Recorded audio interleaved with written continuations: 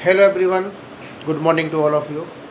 आज unit first का last lecture. Previous lecture में हमने आपको एक्सप्लेन किया था what is matter and the characteristics of matter. Characteristic के बेस पर जो हमारी प्रॉपर्टी एक्सप्लेन की थी उस पर बेस्ड एक्टिविटीज़। इसके बाद आते states of matter, solid liquid gas, उनकी प्रॉपर्टी एक्सप्लेन की थी, and the effect of temperature on the state. अगर टेम्परेचर को चेंज करते हैं तो किसी भी सब्सटेंस की स्टेट पर क्या चेंज होता है। Solid change into the liquid state और liquid change into the vapour state. तो टेम्परेचर से भी हमारे पास क्या होती है, स्टेट चेंज होती है। एक टर्म होता है इसके अंदर मेल्टिंग पॉइंट और दूसरा होता है बॉइलिंग पॉइंट।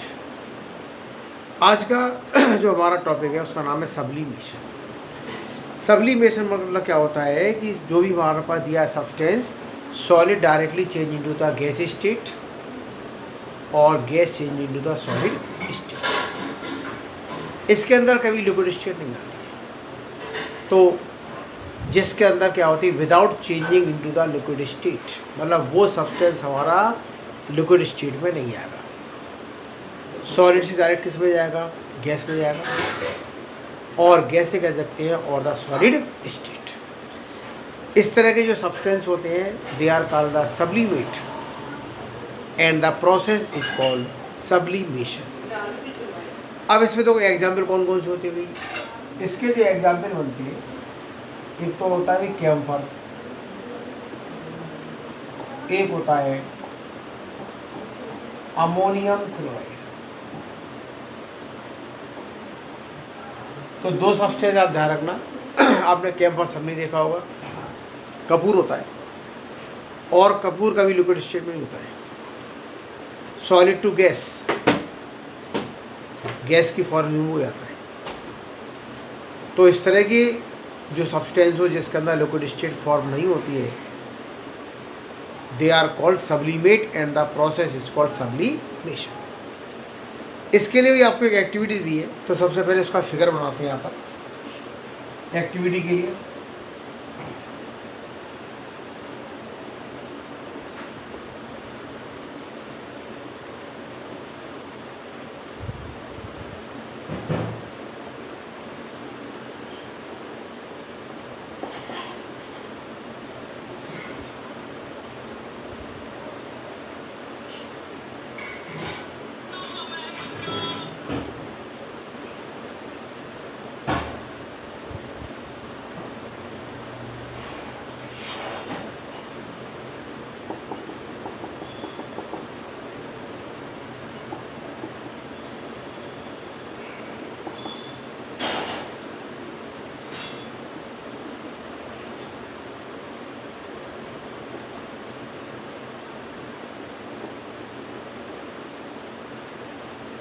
देखिए भाई, इस फिगर में हमने क्या लिया भाई, एक होती चाइना डिश, चीनी मिट्टी की प्याली होती है। इसकी प्रॉपर्टी क्या होती है, चाहे इसको जितना हीट करें, ये चाइना डिश की जो प्लेट आपने रखी है ये कहीं ब्रेक नहीं होती है at high temperature.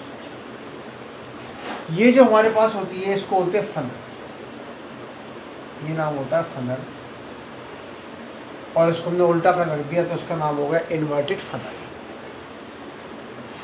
Ammonium chloride से लेके चलते हैं, हमारे पास क्या होती है भाई, इस अमोनियम क्लोराइड को पहले क्या करते हैं, क्रश करते हैं, और क्रश करने के बाद it is kept in the China dish. ऊपर से क्या लगा दी, इन्वर्टेड फनल, और सबसे जो टॉप पोर्शन है आपस में यहाँ लगा दिए कॉटन प्लग। तो इसमें आपको दिया कॉटन प्लग अटैच कर दिए, ऊपर यहाँ पर इन्वर्टेड फनल लगा दी। चाइना डिश में क्या लेके चलते हैं, अमोनियम क्लोराइड, एक स्टैंड से पूरा इसको सेटअप फिक्स कर दिया, and we are heating the ammonium chloride.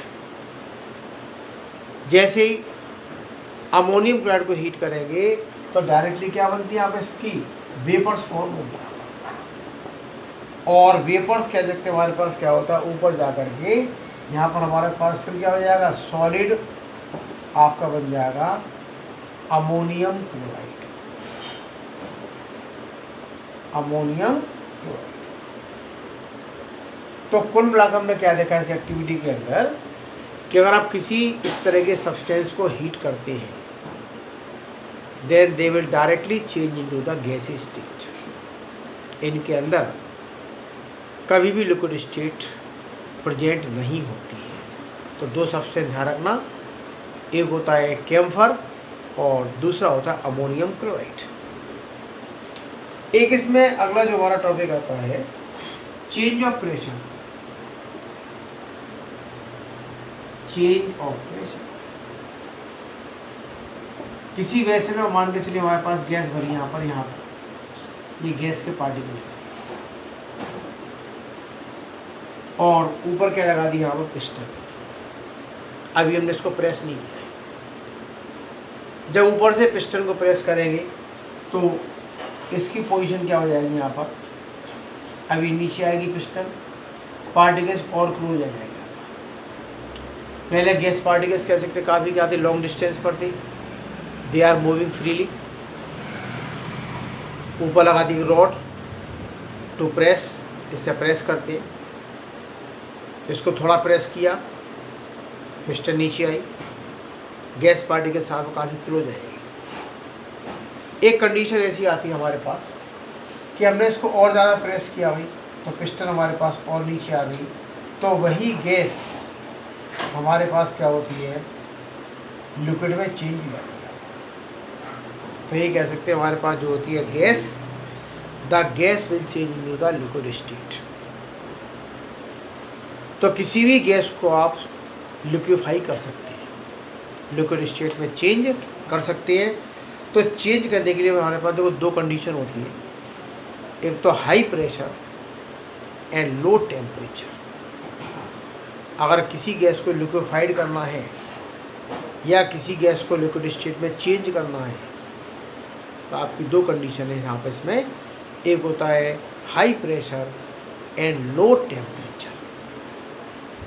इतना क्लियर। इसके बाद देखो भाई एक और इसमें आती है जो आपको नाम बताते हैं इसमें, जैसे भाई एक आपको नाम दिया सॉलिड कार्बन डाइऑक्साइड, ठीक है। तो सॉलिड कार्बन डाइऑक्साइड में आपके पास लिखा है यहाँ पे जो है सॉलिड CO2, इसका एक नाम होता है ड्राई आइस। तो सॉलिड कार्बन डाइऑक्साइड, इसका दूसरा नाम होता है ड्राई आइस, और directly it will change into the gas state. Dry ice के अंदर कभी लिक्विड स्टेट नहीं होती है। तो it has the property of sublimation. जो हमारे पास ड्राई आइस होती है, और ड्राई आइस का दूसरा नाम होता है सॉलिड कार्बन डाइऑक्साइड। तो इसके अंदर प्रॉपर्टी किसकी होती है, सब्लिमेशन की होती है। तो हमारे पास क्या दिया, solid CO2 direct change into the gaseous state. कुछ अपने स्टेप्स होते हैं, जैसे आपको दिया है solid change into the liquid state, क्या पढ़ते हैं, melting, fusion. Liquid change into the vapour state, evaporation. इसका just reverse, vapour change into the liquid state, condensation.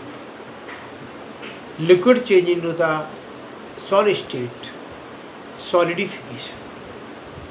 तो जैसे जैसे हमारे सब्सटेंस की स्टेट चेंज होती है, solid to liquid, liquid to gas, तो इसके टर्म भी चेंज हो जाती है। आपको दिया है सॉलिड टू लिक्विड दिया है, it is called the fusion और मेल्टिंग। लिक्विड टू गैस दिया है, एवापोरेशन।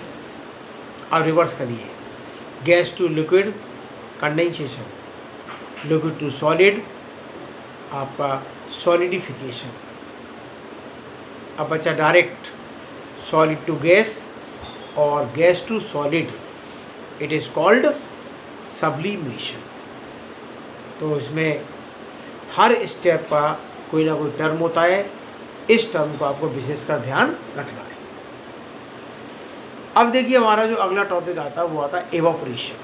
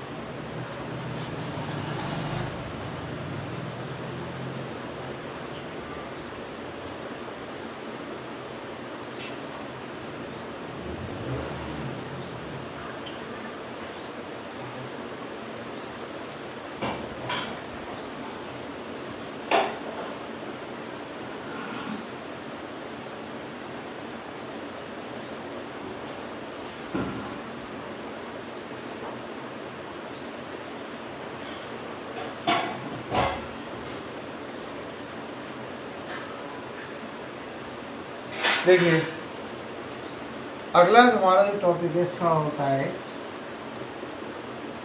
इवेपोरेशन। इसकी डेफिनेशन क्या होती है, जो है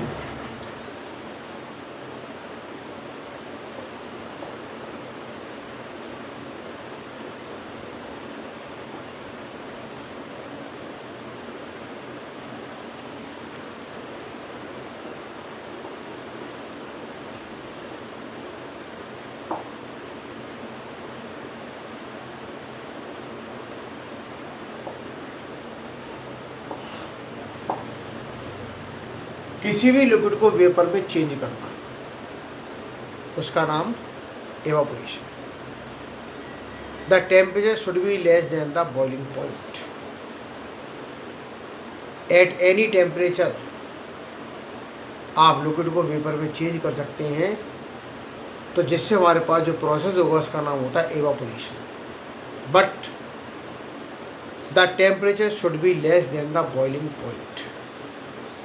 जिस पर लिक्विड को हीट करते हैं वो टेम्परेचर बॉइलिंग पॉइंट से हमेशा बिलो होना चाहिए या बॉइलिंग पॉइंट से लेस होना चाहिए। तो जब किसी भी टेम्परेचर पर आप लिक्विड को वेपर में चेंज करें, then this process is called evaporation. अब देखिए हमारे पास क्या होती है, जैसे भाई इसके आते हुए फैक्टर भी किस किस फैक्टर पर डिपेंड करता है। फर्स्ट आता है सरफेस एरिया,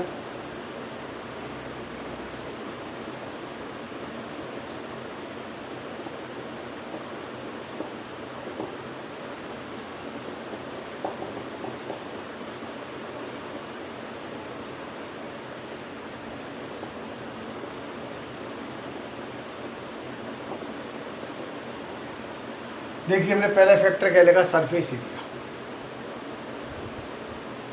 जितना सरफेस एरिया लार्ज होगा उतना इवेपोरेशन फास्ट होगा, जल्दी वेपर बनेगा। तो ये कह सकते हैं evaporation directly proportional to surface area. हमारा सरफेस एरिया बढ़ेगा तो हमारा इवेपोरेशन क्या होगा, फास्ट होगा। दूसरा आता है temperature. Evaporation directly proportional to temperature.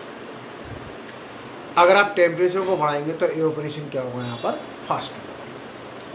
तीसरा जो हमारे पास आता है, जैसे हमारे पास विंड स्पीड। थर्ड जो हमारा फैक्टर है वो है विंड स्पीड, जो हवा चलती है, हवा की स्पीड। आपने देखा होगा जैसे क्या होते हैं, हमने जो क्लॉथ्स वगैरह होते हैं, गीले कपड़े होते हैं, और जैसी हवा तेज चलती है तो गीले कपड़े एकदम ड्राई हो जाते हैं। ड्राई होने का मतलब क्या हुआ भाई, कि जो हमारे पास वाटर वेपर होती है, वाटर वेपर क्या कहती है, मूव विद द विंड। जो पानी के कण होते हैं वो हवा के साथ मूव कर जाते हैं। तो जितनी हवा ज़्यादा होगी उतना इवेपोरेशन फास्ट होगा। आप गीले कपड़े डाल दीजिए बाहर, और कई लोग तो क्या करते हैं, हवा पंखे में कपड़े सुखाते हैं, तो वहाँ भी तो एयर ज़्यादा चाहिए। तो जितनी विंड की स्पीड ज़्यादा होती है उतना ही कह सकते हैं हमारे पास क्या होते हैं, जो वाटर वेपर होती है ये किसके साथ मूव करती हैं, हवा के साथ। और जितनी हवा की स्पीड ज़्यादा होगी उतना ही कह सकते हैं हमारे पास क्या होती है भाई, वो कपड़े जल्दी कह सकते हैं ड्राई हो जाते हैं।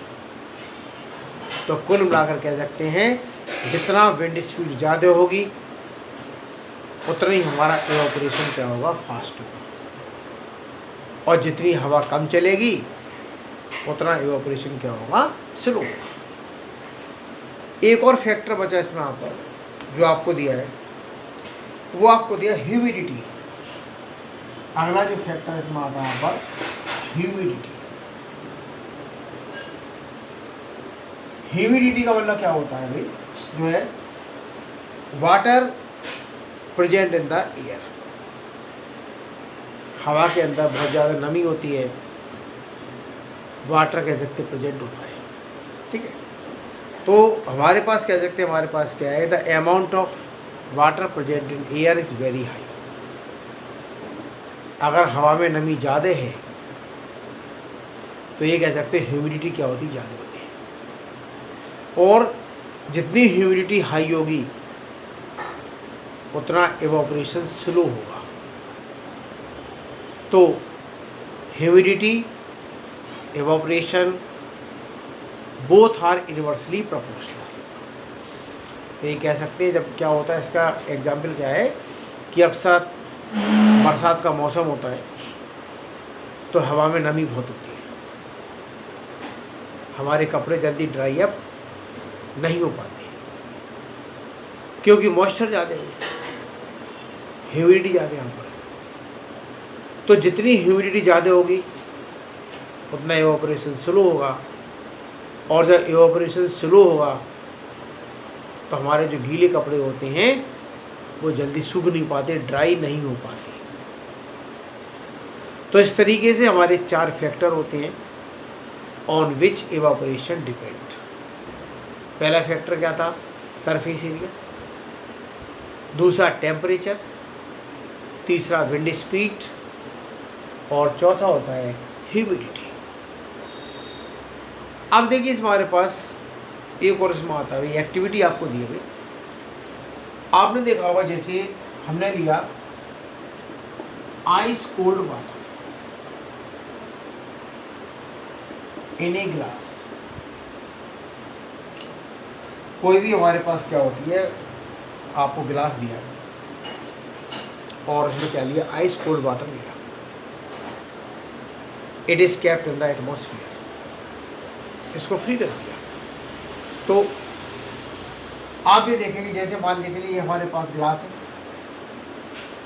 इसके अंदर क्या भरा हुआ है, आइस वाला वाटर है, और कुछ यहाँ पर क्या है, आइस की पीस है।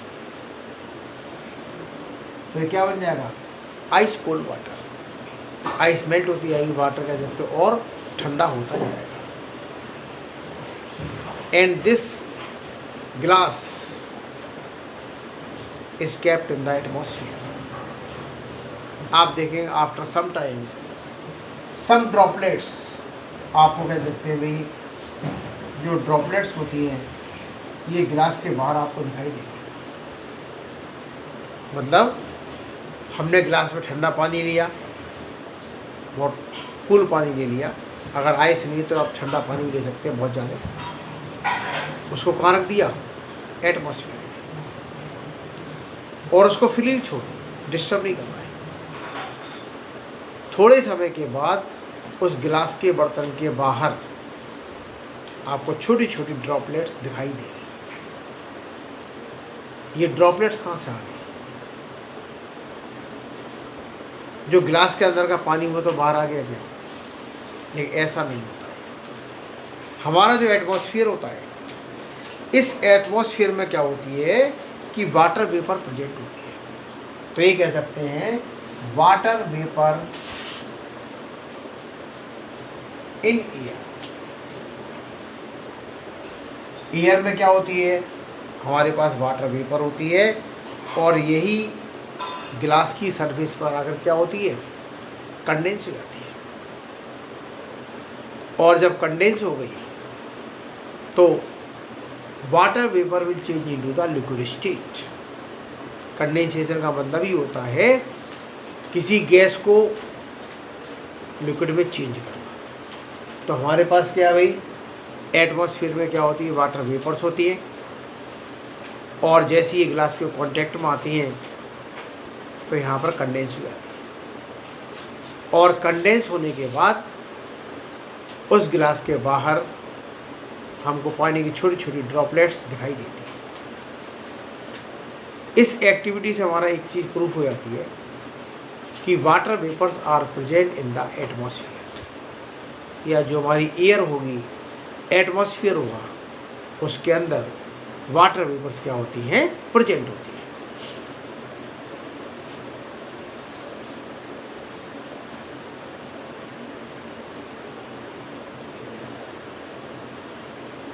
इसके बाद देखिए इसमें एक थोड़ा सा टेम्परेचर का आपको दिया है, एक फॉर्मूला ध्यान रखना। जैसे टेम्परेचर किसमें होता है, केल्विन में और डिग्री सेल्सियस। रिलेशन क्या होगा, केल्विन होता है डिग्री सेल्सियस प्लस √270। आप टेम्परेचर को केल्विन में या डिग्री सेल्सियस में चेंज कर सकते हो। केल्विन डिग्री सेल्सियस दोनों यूनिट किसके होते हैं, टेम्परेचर के होते हैं। चेंज करने के लिए हमारा एक फॉर्मूला काम करता है, केल्विन क्या होगा, डिग्री सेल्सियस प्लस 273। इस फॉर्मूले से जो हमारा दिया है टेम्परेचर या तो डिग्री सेल्सियस में चेंज हो जाएगा या वो केल्विन में चेंज हो जाएगा। आज इस तरीके से अपनी यूनिट फर्स्ट पूरी कंप्लीट हो गई। किसी को कोई भी डाउट हो तो हमारा व्हाट्सएप नंबर आपके पास है, आप अपनी प्रॉब्लम को शेयर कर सकते हैं। ओके।